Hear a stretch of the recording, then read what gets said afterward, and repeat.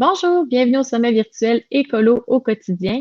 Aujourd'hui, j'ai le plaisir de vous présenter Ariane Blais-Lacombe qui a l'entreprise Le Petit Pot Plus Tôt ou Chéni Québec. Si vous avez jamais entendu parler d'un bébé sans couche, c'est vraiment un sujet captivant qui est encore très méconnu. C'est vraiment un plaisir que Ariane vienne vous en parler aujourd'hui. C'est un sujet que j'ai découvert, moi, il y a 8-9 ans. À l'époque, et on trouvait très peu d'informations. Donc maintenant, vous êtes choyés. Il y a plus d'informations qui existent et il y a même du support de Ariane. Donc, bienvenue Ariane. Bonjour, merci de me recevoir. Donc, Ariane, d'abord, qui es-tu? Est-ce que tu aimerais te présenter un peu? Oui, bien sûr. Je m'appelle Ariane Blais-Lacombe. Je suis la maman de trois enfants qui ont tous commencé à utiliser le pot dans leur première semaine de vie. J'ai aussi une maîtrise en sciences politiques. En fait, rien ne me destinait à devenir instructrice d'hygiène naturelle infantile, sinon que quand j'ai eu mon premier bébé, j'étais passionnée de périnatalité, j'aimais lire tout plein de livres, tout plein de blogs sur tout plein de sujets qui entourent les bébés. Puis, c'est en m'intéressant aux couches lavables que j'ai découvert quelque chose qui s'appelait Elimination Communication. Puis, moi aussi, il n'y avait pas beaucoup d'informations. J'étais très curieuse. Donc, sur Internet, j'ai grappillé un peu par-ci, par-là ce que je pouvais trouver. C'était beaucoup de l'information en anglais.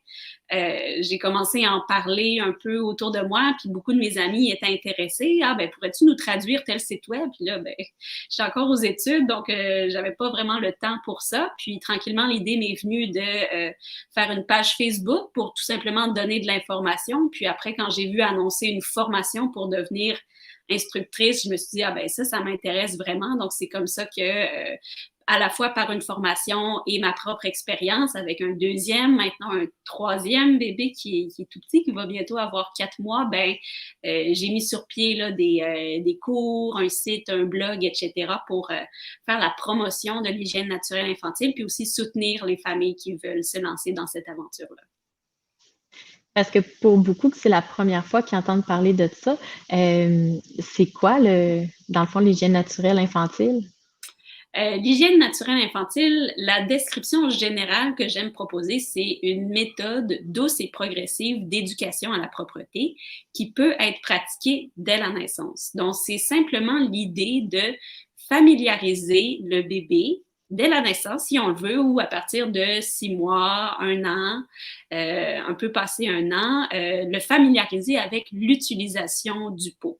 Donc, c'est très inhabituel dans notre culture. On est une culture qui vraiment va mettre des couches aux bébés dès leur première seconde de vie. À l'hôpital, c'est pas long, ils mettent une couche au bébé, ils le donnent à la maman après, des fois. Puis, nos bébés vont essentiellement porter des couches 24 heures sur 24, 7 jours sur 7 pendant les 2, 3 premières années de leur vie. Mais si on regarde ce qui se fait ailleurs dans le monde ou ce qui s'est fait avant dans l'histoire, parce que les couches jetables, ça existe seulement depuis les années 50, ben avant, c'était commun de familiariser le bébé avec le pot. Donc, on peut effectivement utiliser des couches et offrir le pot. On n'est pas obligé d'y aller all-in sans couche, mais c'est tout simplement l'idée que les bébés peuvent faire leurs besoins ailleurs que dans une couche, que pour eux, ça va être probablement plus confortable, plus agréable, puis que pour les parents aussi, il y a un certain nombre de bénéfices à adopter cette méthode-là, si on veut.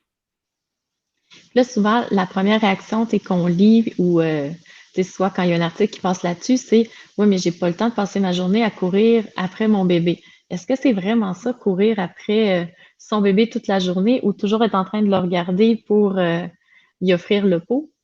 Ben, fort heureusement, c'est pas ça parce que je vous le dis, moi non plus, j'aurais pas le temps de passer la journée à regarder mon bébé. Donc, comme je le disais, la chenille, quand on dit ça, que les gens vont s'imaginer qu'on est obligé de le faire en tout temps, de jamais utiliser de couche, etc. Mais c'est absolument pas le cas. Comme je l'ai dit, on peut utiliser, on peut faire la chenille avec ou sans couche. On peut le faire à temps plein. Il y en a des gens qui disent non, moi, j'utiliserai jamais de couche. Je veux que mon bébé utilise toujours le pot. C'est quelque chose qui est important pour moi. Puis, je respecte ces gens-là. J'essaie de les aider comme je peux, mais je veux informer les gens qu'on peut aussi, On peut aussi utiliser des couches, faire la chenille à temps partiel, même pour les parents qui travaillent. Quand on se lève le matin, nous, qu'est-ce qu'on fait les adultes? On va aux toilettes. Bien, on peut faire la même chose avec notre bébé. On lui enlève sa couche, on lui offre le pot, il fait s'il a besoin. S'il n'y a pas besoin, il ne fait pas. On remet une couche et on continue la journée. Ou encore le soir avant le bain, le bébé est déjà tout nu, on est dans la salle de bain, hop, on le met sur la toilette, il fait ses besoins s'il y a besoin. Sinon, ben, on va dans le bain et on continue la vie. Donc, il y en a qui voient ça comme quelque chose de très extrême, puis c'est vrai qu'il y en a des puristes là, qui vont vraiment là-dedans à fond, mais moi, j'ai une approche plus modérée, c'est ça que je présente aux parents, c'est ça que j'encourage aussi parce que je veux pas que les parents se mettent inutilement de la pression. Ça, c'est aussi quelque chose que je lis beaucoup des parents qui me disent « Ah, quand j'ai découvert ça, j'étais enthousiaste, j'ai voulu tellement embarquer que dès que j'avais un pipi dans la couche, je me sentais coupable, je sentais comme un échec. » Donc, moi, mon but, c'est vraiment pas que les parents aillent dans cette voie-là. Je pense que quand on devient parent, de toute façon, on est tenté de se mettre de la pression, de vouloir réussir, on se sent coupable tellement facilement. Moi, je veux pas que la chenille, ça soit un motif de culpabilité pour les parents. Je veux vraiment que ça soit juste quelque chose qui fait partie de leur quotidien, qui les aide à se connecter avec leurs enfants, puis aussi à faire un petit geste pour l'environnement. En fait, c'est exactement pour ça que j'avais envie que ce soit toi aujourd'hui qui nous en parle. Parce que moi, dans mon expérience, bon, j'avais lu beaucoup, j'avais commencé, puis finalement, j'avais trouvé quelques groupes qui commençaient à en parler, mais rapidement, ça venait très, tu sais, c'était plus puriste. Donc, justement, la culpabilité embarquait, puis tout ça. Fait que finalement, j'avais fini par tout laisser ça de côté, puis je m'étais retrouvée tout seul avec moi-même. Donc, de voir que justement, façon d'adapter, puis que ce soit positif, puis qu'en fait, tu sais, le but, c'est que ce soit une fierté et ben, tu sais, une réussite chaque fois qu'on en attrape un, plutôt que de se concentrer sur les dégâts qui peuvent arriver. Exactement. Mais là, il y a le côté qu'on offre, le petit pot, mais comment qu'on fait pour savoir quand le bébé a envie? Oui, ça c'est une grande question, là. Quand savoir? Donc, l'idée, c'est effectivement pas de se lancer au pot n'importe quand, à longueur de journée.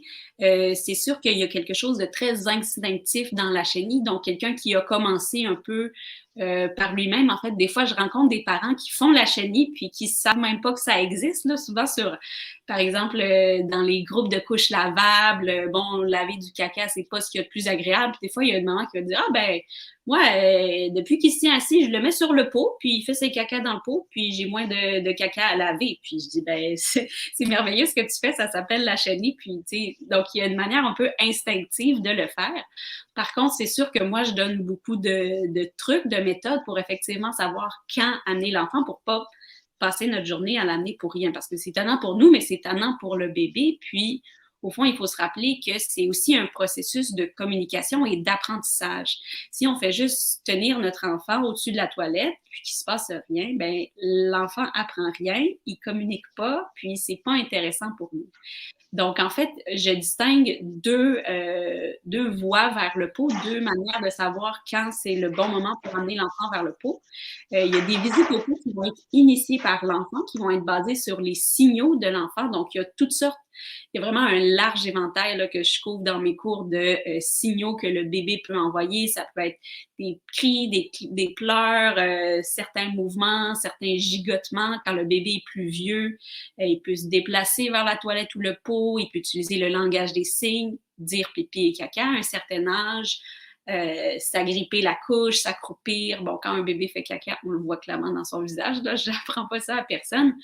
Donc, il y a des visites au pot qui sont vraiment initiées par l'enfant. L'enfant manifeste son besoin, tout comme il va manifester son besoin, sa faim, son sommeil, son inconfort quand les bébés sont très jeunes. On sait qu'ils sont capables de communiquer, même si c'est une communication non verbale, subtile, qu'il faut apprendre à décoder. Puis, de l'autre côté, il y a aussi des visites au pot initiées par le parent. Donc, c'est pas une question d'imposer quoi que ce soit à l'enfant ou de le forcer à faire ses besoins. C'est vraiment juste de dire, ben, c'est nous le parent, c'est nous qui connaissons l'horaire de la journée. Et donc, des fois, on sait, par exemple, que quand le bébé se réveille d'une sieste, c'est comme nous, quand on se réveille, on a moins tendance à faire nos besoins quand on dort. Les bébés, c'est la même chose. Souvent, ils vont se réveiller, vont entrer dans une période de semi-éveil pour faire leurs besoins. Donc, quand un bébé se réveille d'une sieste, c'est un excellent moment pour l'amener l'amener au pot. Alors, on lui offre le pot. J'utilise toujours l'expression offrir le pot parce que on propose. Si le bébé a besoin, il va le faire. Sinon, probablement qu'il va pleurer ou s'agiter, nous faire comprendre très rapidement qu'il n'y a pas besoin. Puis à ce moment-là, on l'enlève du pot, on remet une couche et c'est fini. Il y a aussi des moments clés qui sont des moments de transition. Donc, souvent, avant de quitter la maison, on va offrir le pot au bébé. À partir d'un certain âge, il commence vraiment à comprendre. Là, moi, je me souviens avec mon fils, quand il y avait autour de 10 mois, peut-être 1 an, on avait une belle petite Corolla rouge. Puis donc, à chaque fois, avant qu'on aille dans l'auto, je lui offrais, je gardais un petit pot dans la voiture. Puis donc, je pense que le simple fait de voir notre auto rouge, il comprenait qu'il allait se faire offrir le pot. Il faisait son pipi. Puis en fait, les bébés n'ont pas tendance à faire pipi quand ils sont attachés dans un siège d'auto. Donc souvent, j'étais capable de me rendre à l'épicerie ou en visite ou peu importe où j'allais, puis il restait au sec. Rendu à destination, je pouvais offrir à nouveau. Puis donc, ça, c'était des moments où moi, j'initiais, puis à ce moment-là, mon enfant répondait. Puis finalement, comme je l'ai dit aussi, il y a l'intuition. Des fois, il y a des parents qui sont très intuitifs ou souvent, si on a d'autres enfants à la maison, ils sont étonnamment intuitifs et attentifs aux petits frères, petites sœurs. Donc, on peut leur demander leur aide. Écoute, si tu penses qu'il a envie d'aller sur le pot, dis-moi-le, on va l'amener ensemble. Puis ça, c'est le fun aussi pour les grands frères, grandes sœurs, ça les valorise dans leur rôle, puis ils peuvent aider les parents. Donc, c'est comme ça, en gros, qu'on sait quand offrir le pot. Ça peut être soit parce que le bébé nous l'indique ou parce que nous, on pressent ou on juge que c'est un bon moment pour utiliser le pot. C'est ça part du principe que ce qu'on a toujours entendu, que les bébés ne contrôlent pas leur sphincter, c'est peut-être une information qui serait erronée. Nous, on s'est fait dire toujours que avant 1 an, je crois, les bébés n'ont pas de contrôle de leur sphincter, alors qu'on voit que, par exemple, ils sont dans la voiture, ils ont quand même un certain contrôle, puis sont capables de les relâcher d'eux-mêmes quand ils arrivent au-dessus du pot. Oui, c'est ça. En fait, la chenille est vraiment basée sur une série de prémices qui sont vraiment différentes de la vision qu'on a des bébés de nos jours. Puis tout ça, en fait, ça vient d'une espèce de choc des connaissances entre, d'un côté, des études médicales menées sur des échantillons limités de bébés essentiellement américains qui ont vraiment dicté là, tout ce qu'on peut se faire dire de la part de médecins, de pédiatres, d'éducatrices en garderie. Il y en a plusieurs qui sont des études très vieilles, là, qui remontent aux années 60, dont la méthodologie est, disons, pas nécessairement aux standards qu'on a aujourd'hui dans la science. Donc, d'un côté, on a effectivement ces connaissances-là qui nous disent non, les enfants ne sont pas capables d'utiliser le pot, ça va être nuisible pour eux, ça va avoir des graves conséquences. Puis, de l'autre côté, on a tout un ensemble de connaissances plus anthropologiques, ethnologiques qui vont regarder qu'est-ce qui se fait ailleurs dans le monde, qu'est-ce qui se fait dans les cultures traditionnellement, qui ont préservé leur mode de vie traditionnel. Puis, à ce moment-là, on voit que, ben, partout à travers le monde, il y a vraiment des millions et des millions d'enfants qui se font apprendre à, ben, je dis utiliser le pot, mais en fait, c'est faire leurs besoins ailleurs que dans une couche.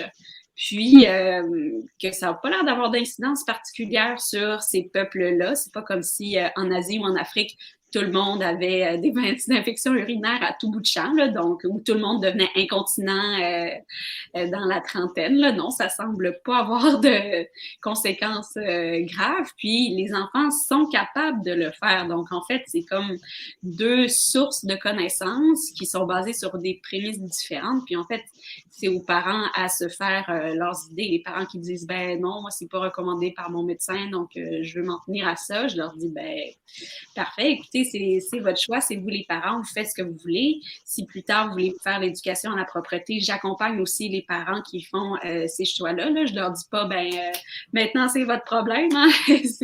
Ça serait pas très gentil, c'est pas mon genre. Donc même les parents qui ont des enfants de 2, 3, 4 ans qui ont besoin d'aide pour intégrer leur petit pot à leur quotidien, peuvent faire appel à moi, mais ceux qui sont assez sensibles là, au fait que ben, c'est ça qui se fait à travers le monde, c'est ça qu'on faisait aussi il n'y a pas si longtemps que ça au Québec, là, avant l'invention des couches jetables. Moi, j'ai posé la question à ma grand-mère, puis aux grands-mères de mon mari, puis effectivement, là, quand les bébés commençaient à marcher, ben, on commençait à arrêter de mettre des couches, puis à utiliser de plus en plus le pot.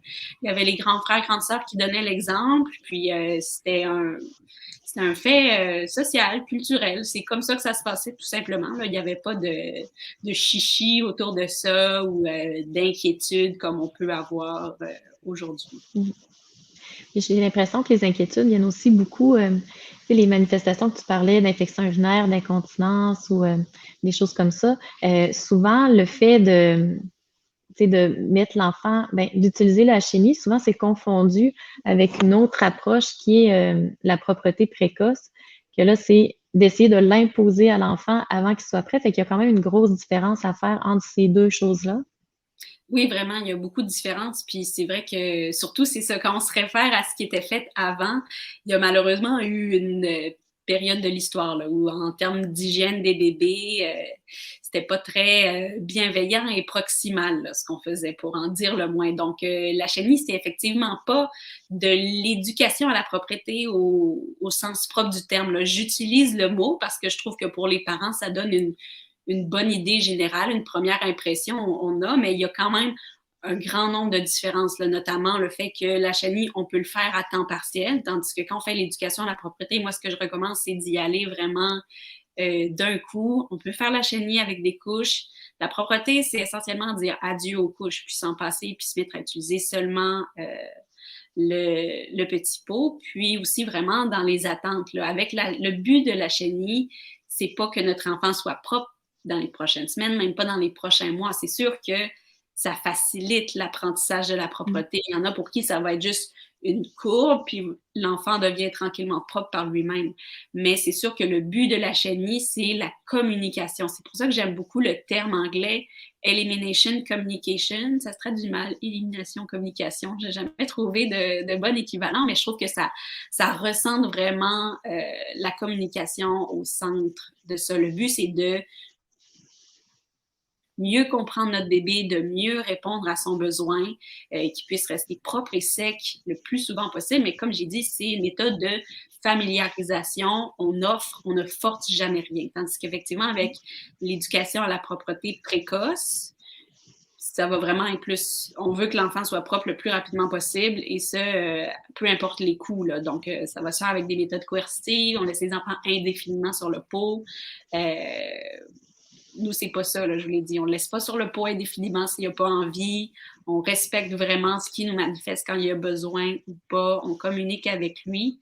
Puis je vous dirais qu'effectivement, tantôt, quand j'ai mentionné des études médicales, bien, il y a aussi une certaine confusion dans ces études-là entre l'hygiène naturelle infantile et l'éducation à la propreté précoce. Donc, c'est aussi, les études sont en anglais, des fois les termes sont mélangés, potty training, infant potty training. Donc, il faut vraiment voir pour chaque étude qu'est-ce qui est comparé, l'éducation à la propreté et la chenille ou l'éducation à la propreté tardive et l'éducation à la propreté hâtive. Donc, il faut faire le tri là-dedans. Puis justement, pour faciliter les choses, un parent qui voudrait débuter, on s'entend que nos habitudes, ça va être de mettre le petit pyjama qui a beaucoup de boutons, de mettre un cache-couche, après il y a la couche. Donc, tu sais, quand on sent que notre enfant a envie, tu sais, des fois, ça peut être lent de commencer à tout déshabiller.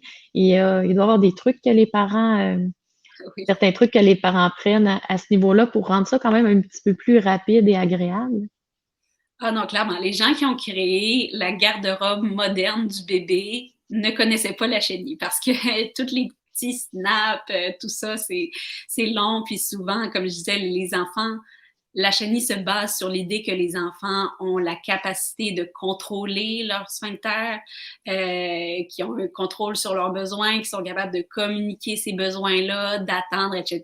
Mais on s'entend que tout comme c'est une communication assez sommaire qu'il faut décoder, la capacité de se retenir aussi est limitée. Les tout petits bébés, ils ont une toute petite vessie, puis souvent, quand ils disent, c'est parce que c'est en train de se passer ou on n'a pas beaucoup, de préavis. Là. Donc, il faut dire que ça, cette capacité-là, s'améliore avec le temps. Au fur et à mesure qu'on fait la chenille, les enfants apprennent à mieux communiquer, à mieux se retenir. Mais reste que si on veut mettre toutes les chances de notre côté, on va favoriser les ensembles 2 pièces. Donc déjà d'avoir un t-shirt et des pantalons, ça évite d'avoir à tout, tout détaché. Ou sinon, moi, j'aime beaucoup les genres de jaquettes, là, les dormeuses pour les tout petits bébés. Moi, mon bébé, il a vécu là-dedans sa première semaine de vie. Là, c'est tellement pratique. Aussi, juste quand on a à changer plein de couches, on ne veut pas avoir à tout déboutonner, tout reboutonner à chaque fois. Quoi que ça fait des bébés très mignons, très bien habillés. Mais écoute, il y a carrément des parents, ils vont couper leur cache-couche pour enlever les parties à snap. Il y en a qui vont couper les pantalons à l'ouverture pour avoir des pantalons fendus. Donc, c'est sûr qu'il y a une garde-robe HNI friendly, disons.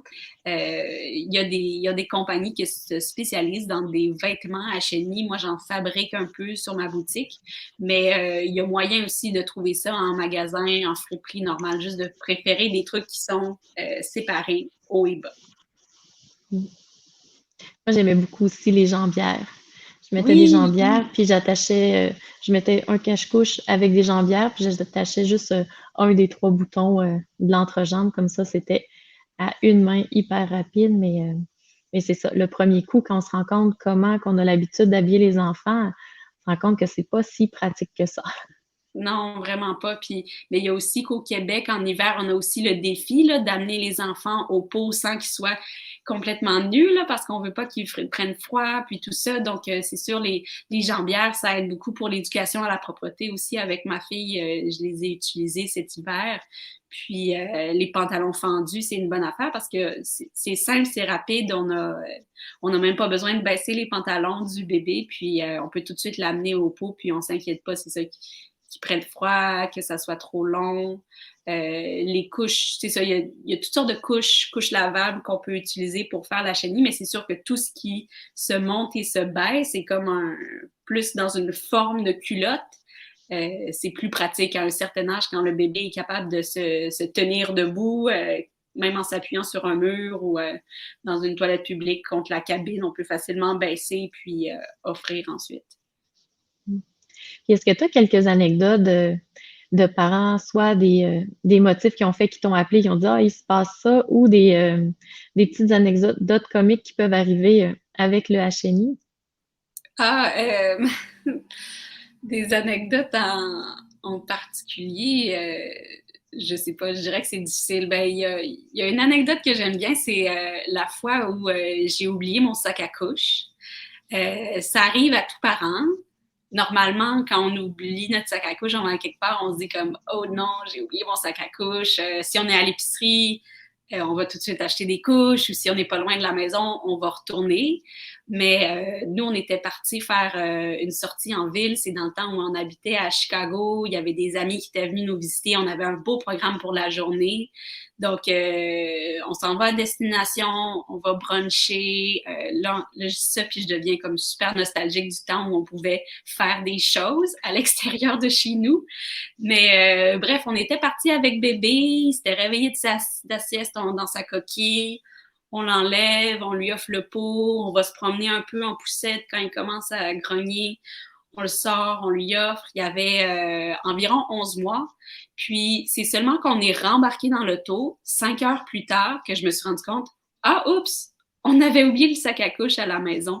Tu sais, fait que ça faisait 5 heures depuis qu'on était parti que mon bébé avait pas fait pipi dans sa culotte. Je faisais juste par mon intuition, ma connaissance de son timing. Puis lui, en fait, c'était un bébé qui était assez réceptif. Là, à la chenille, ça va varier chaque enfant. Déjà, ma fille qui est venue après était moins réceptive, moins intéressée.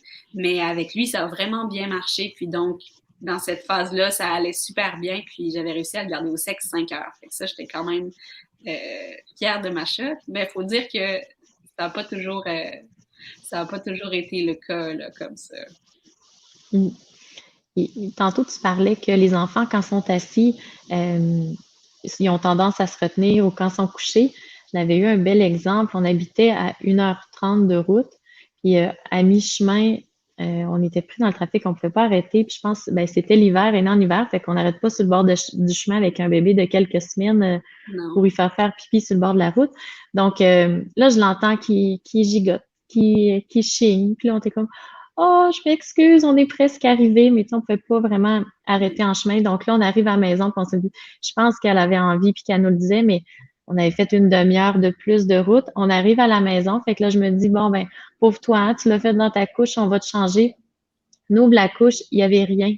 Elle avait réussi à se retenir. Donc là, vite, vite, vite, on l'amène au-dessus de la toilette. Puis là, elle a fait ce qu'elle avait à faire, mais elle avait réussi à se retenir une grande période. Là, ça peut être assez impressionnant là, quand on pense que les bébés tout petits qui ont pas le contrôle de leur sphincter, là, ça peut être assez impressionnant que la capacité qu'ils ont quand même.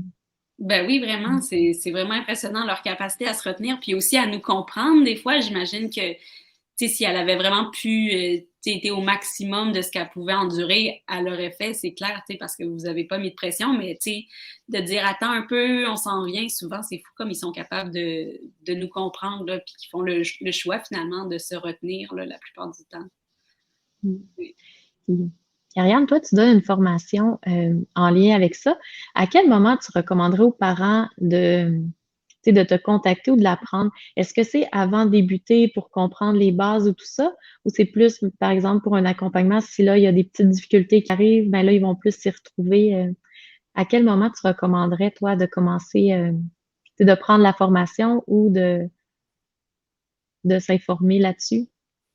Ben, moi, j'offre de tout, donc ça dépend vraiment des parents, mais c'est sûr, si des gens m'écoutent présentement puis attendent un bébé, ben c'est sûr que je recommanderais de suivre la formation avant que bébé soit là parce que c'est possible de commencer dès la naissance. C'est sûr qu'un bébé naît, que ce soit notre premier ou notre troisième, c'est comme c'est beaucoup accueillir un bébé, donc c'est pas tout le monde qui peut et qui veut commencer dès la naissance, mais c'est bon d'avoir les informations, on peut se préparer, on peut s'équiper, puis quand bébé arrive, ben là on est prêt à commencer quand on veut. Mais je te dirais qu'il y a beaucoup de gens qui prennent ma formation aussi, qui ont déjà commencé la chenille, qui disent ah ben là j'ai commencé, j'offre un peu, mais là je sais pas trop, j'aimerais ça comme j'aimerais ça m'améliorer, donc c'est sûr que pour les gens qui ont déjà commencé avec juste des petites informations par-ci, par-là, je pense que ma formation fait comme un bon tour. Ils vont continuer d'apprendre des choses, d'avoir des trucs, puis aussi au fur et à mesure que bébé vieillit, il y a toutes sortes de choses qui changent, notamment les positions qu'on utilise pour le pot, le matériel approprié, toutes les étapes finalement vers l'autonomie de l'enfant, parce que c'est ça aussi le but, la chenille, c'est vraiment de valoriser l'autonomie de l'enfant, de lui apprendre à faire lui-même ce qu'il est capable de faire pour lui-même. Donc, entre 0 et 6 mois, c'est différent qu'entre 12 et 18 mois, disons. Mais même pour les parents, c'est ça, qui ont un enfant qui a plus de 18 mois, passé cet âge-là, c'est plus tellement la chenille qui correspond vraiment aux capacités de l'enfant puis à son développement psychologique. Donc, j'ai une formation sur l'éducation à la propreté, mais ça, on peut l'apprendre dès 18 mois. Là. Donc, en fait, à partir que l'enfant a 15-16 mois, c'est cette formation-là que je vais recommander parce que ça va être vraiment plus approprié à la psychologie de ces enfants-là. Puis, en fait, même si on n'a pas connu la chenille quand notre bébé était tout petit, ben, il n'est pas trop tard quand il est plus vieux, puis il n'est pas trop tard s'il y a 2 ans, 3 ans, si on veut dire adieu aux couches, ne plus en laver, ne plus en jeter, ne plus en acheter. Ben, la formation est là pour ça aussi, puis j'ai des très bons commentaires. Puis pour ceux qui ont des cas vraiment plus particuliers ou qui veulent en parler plus, je fais aussi des consultations. Là, j'en fais pas trop parce que j'ai un petit bébé là, qui m'occupe beaucoup, mais c'est un service que j'offre, puis souvent, c'est ça, j'ai des parents un peu découragés ou à bout de rouleau là, qui m'écrivent. Donc, si vous êtes dans une situation comme ça, écrivez-moi. Le pire que je vais vous dire, c'est que je suis pas disponible en ce moment, mais souvent, juste de vider son sac, là, ça fait son bout de chemin, puis ça aide les gens. C'est ça relâche une pression, puis des fois, peut-être même que le bébé le sent. Mais Oui, tout à fait. tu as Vraiment, dit quelque chose excuse-moi, vas-y. tu dit quelque chose de très intéressant.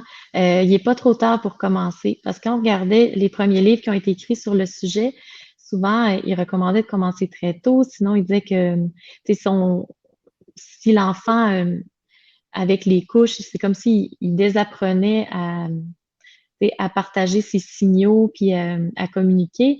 Fait que là, c'est comme s'il était trop tard. Mais dans le fond, toi, dans la pratique, tu vois que, tu sais, il est jamais trop tard puis il y a moyen de s'y mettre puis tu peux accompagner justement quelqu'un qui voudrait s'y mettre un peu plus tard vers 6 mois, 9 mois. Ouais, tout à fait. C'est vrai ce que tu dis qu'il y a beaucoup de gens qui disent c'est la naissance ou c'est rien. Et après ça, c'est fini, c'est foutu. Non.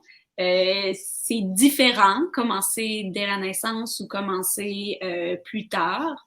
C'est vrai aussi que les enfants ont tendance à s'habituer aux couches, puis donc il faut casser cette habitude-là, puis faire que l'enfant renoue avec son processus naturel d'élimination. Puis c'est pour ça que l'éducation à la propreté peut être autant un défi avec des enfants de 3-4 ans, c'est que non seulement ils ont du caractère, ils ont de la volonté, puis quand ils veulent pas, mais aussi qu'ils sont tellement habitués. Il y en a qui ils ont complètement perdu la sensation, surtout avec les couches tellement efficaces qu'on a de nos jours. Il y a des enfants qui se rendent même pas compte qu'ils font pipi. Ils sont pas, c'est juste pas dans leur horizon de conscience. Donc, souvent, la première étape, c'est juste de garder le bébé nu. Ben, le bébé, l'enfant, là, à 3-4 ans, c'est un enfant. Mais pour juste qu'ils se rendent compte qu'ils fassent le lien entre oh, j'ai fait pipi par terre, puis c'est ça que j'ai ressenti dans mon corps, puis il faut que j'apprenne à appréhender cette sensation-là, puis éventuellement à la maîtriser, puis à être capable d'utiliser le pot.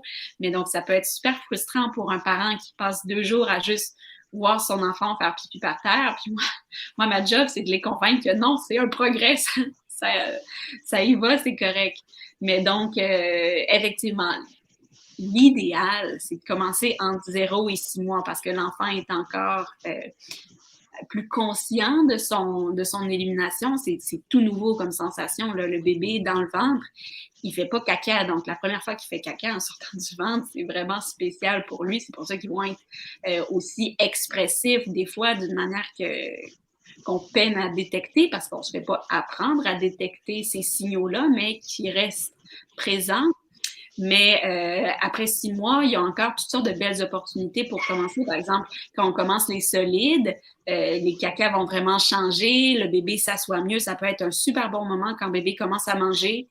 On commence à intégrer le pot. On remarque que c'est souvent après les repas ou en se levant le matin. Donc, on place le bébé si on commence à remarquer qu'il est régulier puis qu'on est capable d'appréhender ça. On le place, on commence comme ça. Aussi, quand l'enfant commence à marcher, ça peut être un super bon moment pour remplacer les couches par des culottes d'entraînement, puis essayer d'inciter de plus en plus à l'utilisation du pot. On apprend à l'enfant à s'asseoir sur le pot lui-même, à se relever, à s'y rendre. Donc, quand l'enfant est mobile, il va aussi commencer à beaucoup plus comprendre ce qu'on lui dit, s'intéresser aux petites histoires qu'on peut lui lire sur le pot. Donc, il y a toutes sortes de manières. Puis rendu à 18 mois, ben là, ils sont quand même vraiment plus conscients. Je ne vais pas dire qu'ils vont coopérer tout le temps. Ça, c'est un autre défi, mais ils sont vraiment capables. Ils sont vraiment capables de le faire. Et j'imagine que peu importe le moment qu'on commence, c'est pas un processus linéaire. Probablement que l'enfant se développe, il se passe toutes sortes de choses. Fait que ça peut aller bien un moment. Après, il y a des petits creux. Après, ça recommence. Fait que, est-ce que c'est souvent pendant comme ces petites régressions-là que les parents vont avoir tendance à te contacter? Oui, effectivement. Puis oui, tu as raison que c'est une courbe généralement qui monte vers le ça va mieux avec le temps, mais qui est ponctuée là, de régression. Puis quand on y pense, il y a toutes sortes de choses comme ça. Un enfant qui apprend à marcher, des fois, il se remet à ramper parce que ça y tente ou le sommeil. Oh mon Dieu, tu sais, il dort bien, il dort plus, il dort bien, il dort plus. Ou ah, je comprends pas, la semaine passée, il mangeait de tout, puis cette semaine, il mange plus rien. Donc, c'est quand même un peu étrange l'idée qu'on a de l'utilisation du pot, que notre enfant va l'utiliser jamais là, pendant 3 ans, puis là, fou, il va l'utiliser tout le temps, puis ça va bien aller.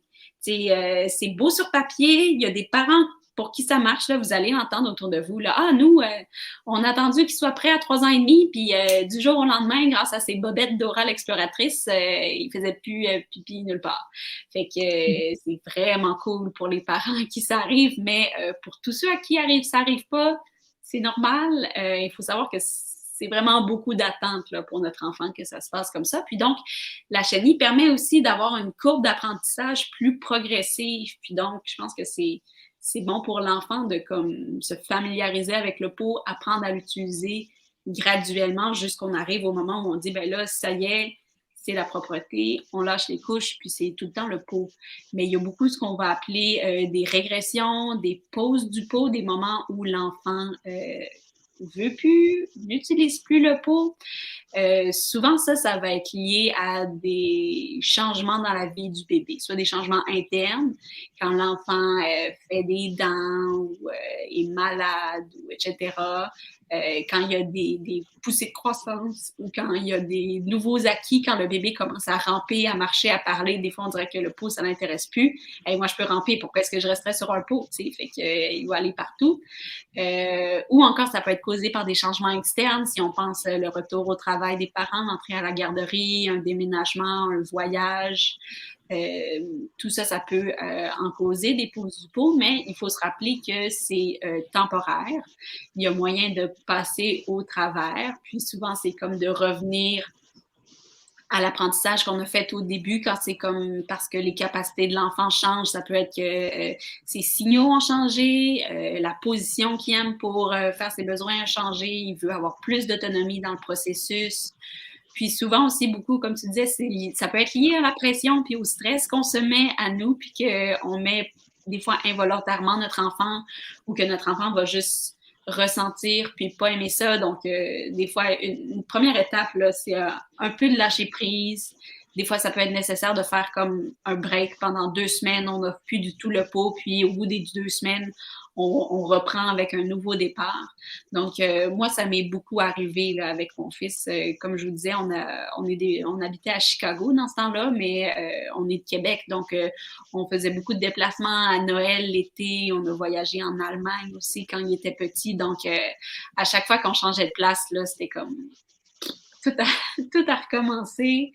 Des fois, ça durait plus ou moins longtemps, mais reste que quand il y a eu passé 18 mois, puis que j'ai voulu faire l'éducation à la propreté, malgré les hauts et les bas, il y a vraiment des acquis qui sont demeurés, puis qui ont fait que, par exemple, pour le caca, c'était réglé. C'était réglé avant même qu'on commence. Donc ça, c'est déjà un gros plus.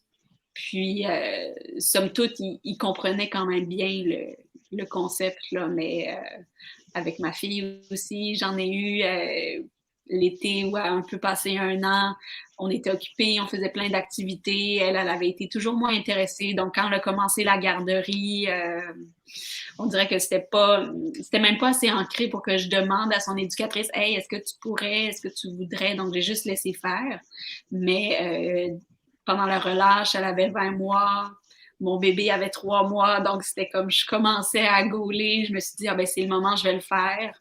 Puis à ce moment-là, ça s'est bien passé. Donc, c'est pas encore parfait, là, mais c'est sûr que malgré les hauts et les bas, on sent que ça reste, puis que ça aide, puis il y a quand même moyen de passer au travers de ces phases-là. Puis les gens peuvent me contacter là, s'ils ont besoin de petits trucs. Ou encore, j'ai 2 groupes Facebook, le groupe HNI Québec puis le groupe Accompagner l'apprentissage de la propreté, où il y a beaucoup de parents qui sont là. Donc, des fois, juste de vider son sac, de demander hey, est-ce que ça vous est déjà arrivé? Comment est-ce que vous étiez passé au travers? Qu'est-ce que vous faites? Comment vous le faites? Ben, ça aide beaucoup. Puis c'est des groupes où je vois beaucoup d'entraide, puis de solidarité, puis des vraiment beaux échanges dans le respect. Donc, s'il y en a que ça intéresse, puis qui se posent des questions, puis qui voudraient échanger avec des parents, je les invite à rejoindre ces 2 groupes-là aussi, ou enfin, celui qui convient à l'âge de leur enfant. Tu as nommé tantôt quelque chose de super important. Ça m'a rappelé quand on parle c'est qu'on n'est pas obligé de le faire parfaitement. Ben, il y a certains parents que j'avais vus, puis je trouvais ça super intéressant. Souvent, un des freins ou ce que des fois les gens vont moins aimer au niveau des couches lavables, c'est nettoyer le caca dedans. Puis les signaux des selles pour les bébés sont quand même souvent plus forts que les pipis. Fait qu'il y a des parents qui peuvent choisir tout simplement de dire, moi, je me concentre à observer les signaux de quand il y a des selles, à ignorer un peu plus ceux des pipis. Fait qu'au moins, c'est déjà, imaginez ce qui est gagné quand même s'il n'y a plus Ah oui. de caca dans la couche, c'est déjà un immense, puis un immense gain. Puis ensuite, ben, si on attrape des pipis en même temps, tant qu'à offrir le pot, c'est un deuxième plus, mais il y a moyen de le faire aussi vraiment à la couleur de chacun, puis en tirer des gros bénéfices, même sans le faire parfaitement.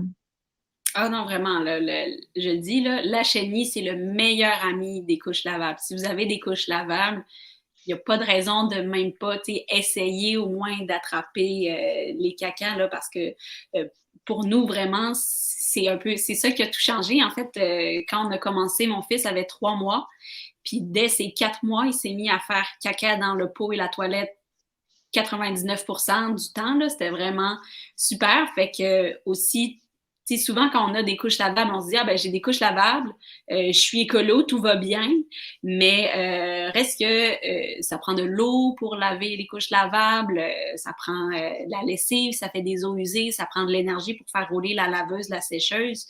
Puis je sais que ça, c'est vraiment une empreinte écologique minime là, comparée aux couches jetables. Puis donc, je ne veux pas dire aux parents qui font des couches lavables qu'ils ne sont pas assez hautes parce que c'est vraiment pas ça mon but, mais aussi, on se facilite tellement la vie. Donc, c'est ça pour la petite histoire.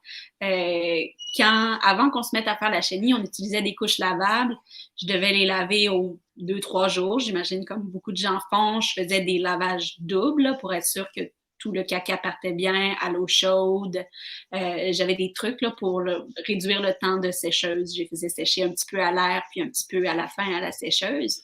Mais quelques mois après qu'on ait commencé à faire la chenille, avec le même nombre de couches, je pouvais les laver aux 5 à 7 jours parce que comme j'offrais le pot, j'utilisais à peu près la moitié moins de couches.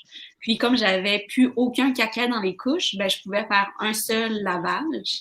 Puis, après un certain temps, quand j'ai comme passé plus aux culottes, c'était possible de les laver à l'eau tiède. Tu peux même, quand c'est juste du pipi de culotte, tu peux les laver avec ton linge normal. Fait que ça a vraiment été un gros changement pour nous parce que entre-temps, on est déménagé à Chicago, puis dans le temps où on habitait à Gatineau, on avait une laveuse sécheuse dans notre appart, c'était pas compliqué, mais à Chicago, c'est vraiment pas commun des laveuses sécheuses dans les appartements. Donc, il fallait qu'on sorte dehors, qu'on aille dans le sous-sol du building, puis qu'on paye pour chacun de nos lavages.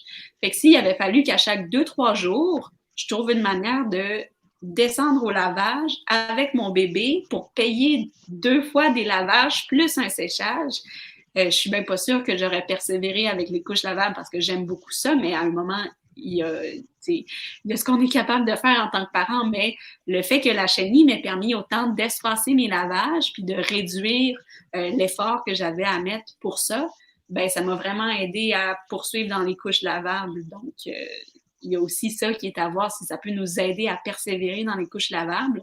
Je trouve que c'est vraiment un plus de considérer la chenille, puis aussi de le faire connaître autour de nous parce que, par chance, les couches lavables connaissent vraiment un gain de popularité, là, puis ça, c'est génial. Mais moi, je pense que l'étape suivante, c'est de faire connaître aux gens la chenille, là, puis de voir que ça peut être, c'est pas des opposés, les gens qui ont des couches lavables puis qui les trouvent donc belles puis dont le fun, moi je vous dis pas de vous en passer, mais je vous dis au contraire, prenez-en encore plus soin. Il n'y aura jamais de caca dedans, ou enfin moins ou peu, ou enfin selon chaque famille, mais qu'ils vont être juste encore plus belles et mises en valeur comme ça.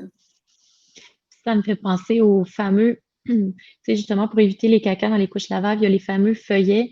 Puis ça, je suis pas capable de donner la réponse exacte parce que ça, on dirait que toutes les informations se contredisent, mais est-ce que le feuillet va ou non dans la toilette? Il y a des avantages de le mettre dans la poubelle, il y a des avantages de le mettre dans la toilette, mais il y en a qui disent que ça bouche les toilettes, qui ne devraient pas en avoir du tout.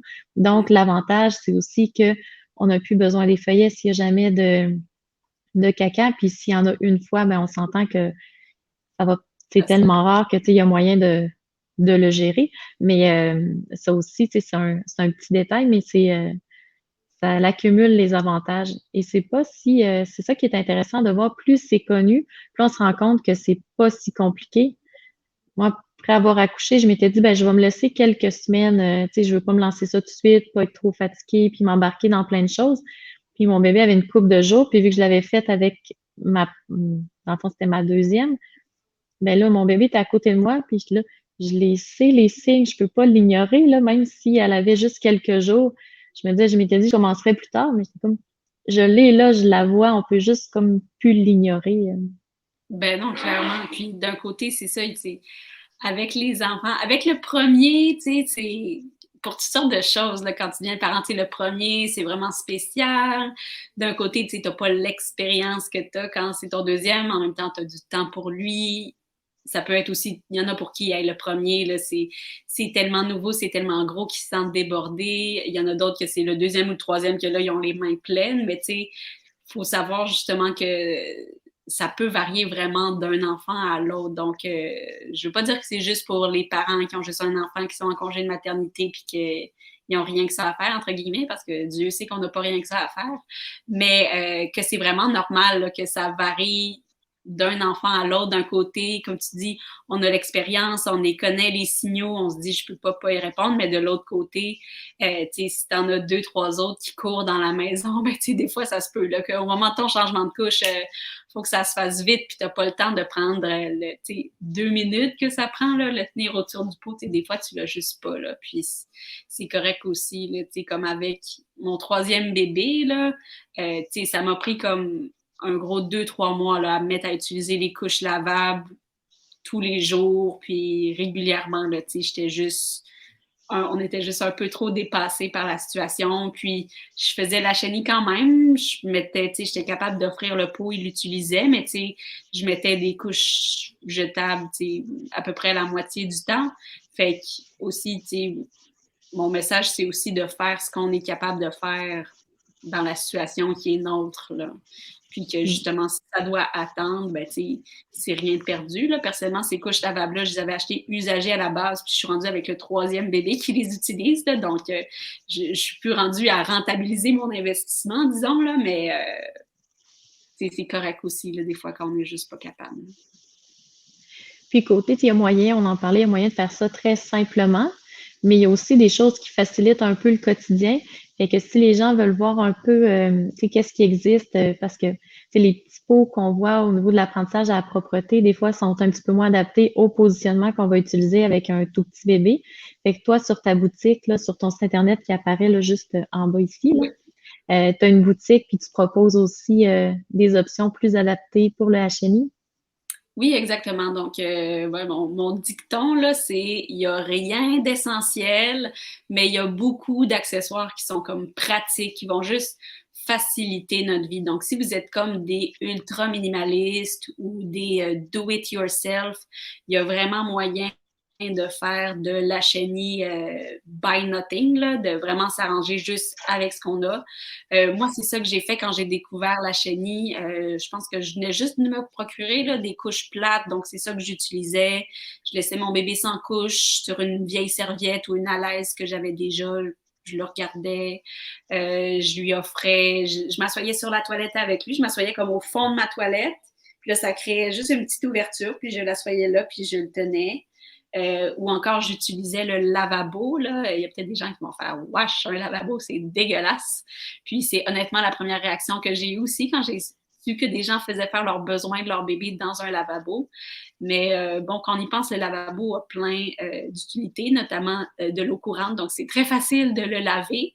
Tassez vos brosses à dents, évidemment, mais autrement, ça se fait super bien. Donc, il y a moyen vraiment de faire la chenille avec ce qu'on a déjà chez nous. Par contre, c'est sûr que, comme tu as dit, la plupart des petits pots disponibles sur le marché sont assez hauts, assez gros. Là, donc, même si vous pensez à faire la propreté vers 18 mois, 2 ans, ça se peut que le matériel disponible ne soit pas adapté ou si vous avez comme un enfant de petite taille. Pour les tout petits bébés, il y a ce qu'on appelle le pot-chapeau. C'est comme un petit pot spécial qu'on tient entre nos cuisses, puis on peut asseoir bébé, on peut l'allaiter en même temps, qui va être vraiment pratique. J'ai aussi des petits pots faits pour les enfants de 2 mois à 2 ans, donc c'est comme un petit pot normal, il y a juste un petit peu plus petit, ce qui fait que les enfants peuvent s'asseoir plus facilement, avoir une position plus physiologique. Donc, si vous avez des enfants qui sont constipés ou qui ont de la difficulté avec les selles, ça peut être bon d'avoir un pot vraiment le plus ergonomique possible. Après ça, il y a toutes sortes, comme je disais, d'avoir des culottes qui se montent et se baissent, ça aide beaucoup. Moi, je fabrique beaucoup de choses en laine recyclée, que ce soit comme des petits piquets pour protéger les matelas, les meubles, ou encore des pantalons, des couches, des pantalons fendus. C'est sûr qu'en ce moment, avec le congé de maternité, je dirais que ma boutique n'est pas ultra remplie, mais c'est un projet que j'ai parce qu'il y a beaucoup de choses aux États-Unis, il y a beaucoup de choses en Europe, mais nous, on dirait qu'on est un peu dans un no man's land. Puis le but que j'ai, c'est d'occuper l'espace, là, de fournir le matériel et les informations disponibles pour les parents qui s'intéressent à la chenille puis qui veulent s'équiper aussi. Donc, en plus de ta boutique, tu as deux formations, une qui traite du HNI puis une de l'entraînement à la propreté. Oui, exactement. Donc, les deux sont disponibles en version préenregistrée. Donc, vous l'écoutez quand vous voulez, à votre rythme. Vous pouvez revenir quand il y a quelque chose que vous n'êtes pas sûr ou qui bloque. Je trouve qu'ils sont faciles d'utilisation, puis j'ai des bons commentaires. Mais je fais aussi parfois des formations pour Zoom, donc pour ceux qui préfèrent les interactions en live, en association avec des organismes ou des associations de parents de périnatalité. Puis le jour où on va pouvoir recommencer à se promener, ça va me faire plaisir de venir vous voir un peu partout au Québec. J'ai déjà donné des cours à Gatineau, Sherbrooke, Montréal, Québec.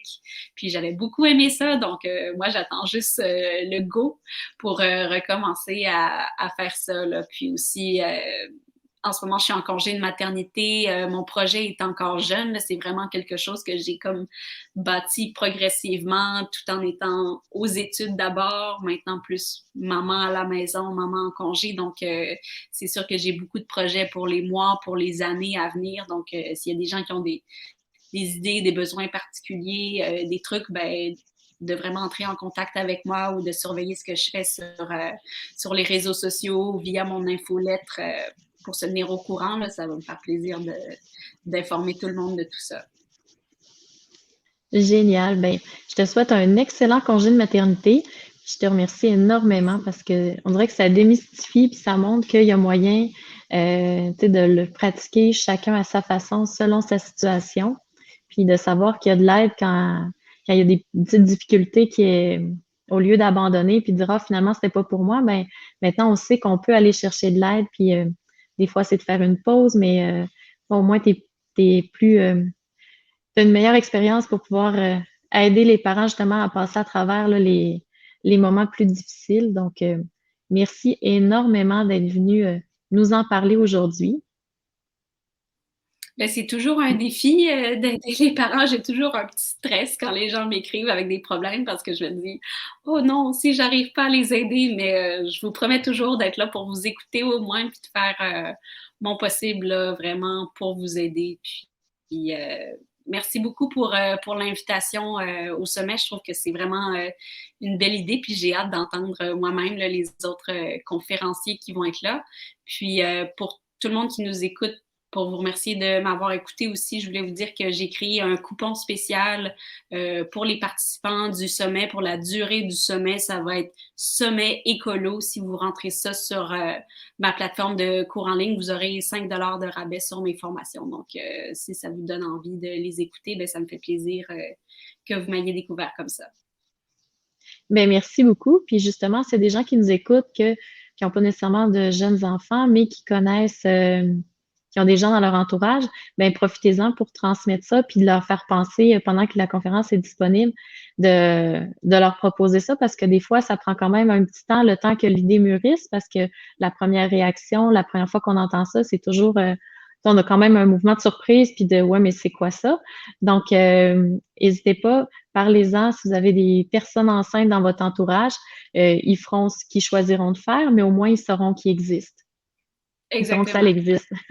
Oui. Super. Ben, un gros merci, Ariane. Je te souhaite une belle journée. Merci toi aussi, Diane. Bonne journée tout le monde.